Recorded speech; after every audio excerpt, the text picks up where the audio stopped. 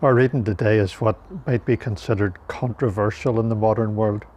It's in 1 Peter chapter 3, and we're going to read the first 4 verses.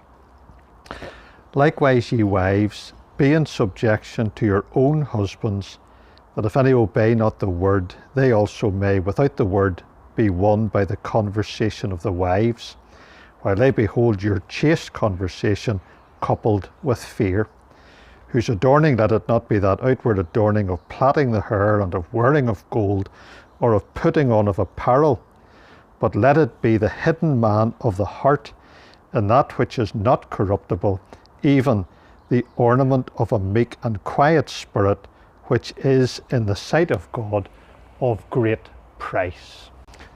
Submissiveness is not looked on with particular favour in the modern world. The attitude that was always promoted in the training courses that I attended through work was assertiveness, standing your ground or making your voice heard in the best possible way, and maybe not the best possible way. It probably has something to commend it, but even assertiveness can overreach itself.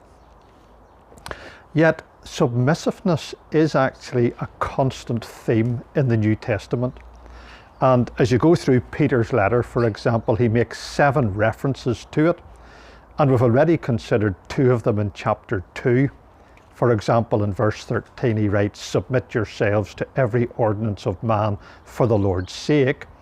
And then again in verse 18, he writes, "Servants, be subject to your masters with all fear." And then in chapter 5, Peter will urge, "Ye younger, submit yourselves unto the elder, yea, all of you be subject one to another, and be clothed with humility." That's verse 5 of chapter 5. The fascinating thing about all these statements is that it really leaves none of us out. Every one of us should have a submissive spirit. And why not? If you turn to Luke chapter 2, verse 51, this is what you read about the child Jesus, that he went down with them and came to Nazareth and was subject unto them. And what of 1 Corinthians chapter 15, verse 28? "Then shall the Son also himself be subject unto him that put all things under him, that God may be all in all." Submission has a crucial part in God's purpose. And the wonderful thing is that we can practice that right here and now. Now, I hope that that will help us all whenever we encounter these exhortations to be subject. Such an attitude does not put us out of God's will. It actually places us right at the center of it. As far as wives are concerned then in this chapter, Peter is showing that this consistent Christian attitude and consistent Christian conduct can actually be used of God to further his kingdom. And so he writes in verses 1 and 2 about the conversation of the wives and as well your chaste conversation. It is not preaching by lip, it is preaching by life. And it can have a life-changing effect upon an unsaved husband. That's something to commend it. Now, there's another thing here in these verses I want to speak about. The world has certain dubious values, and the sad fact is that these values can almost unwittingly become things that we value.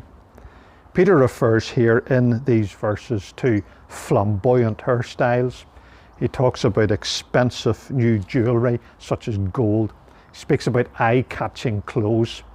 And I'm almost tempted to quote the words whenever they said in Matthew 26, "To what purpose is this waste?" No doubt there are other things that the world values too, but they're not the things that Christian women should value, or Christian men for that matter. We should value what God values. And Peter tells us what that is. It is in verse 4, "a meek and quiet spirit, which is in the sight of God of great price." That's an inner beauty. Peter calls it the hidden man of the heart in verse 4. and it is a beauty which outlasts the fading beauty of those other things that Peter has written about. Let's put a value on those things that God values.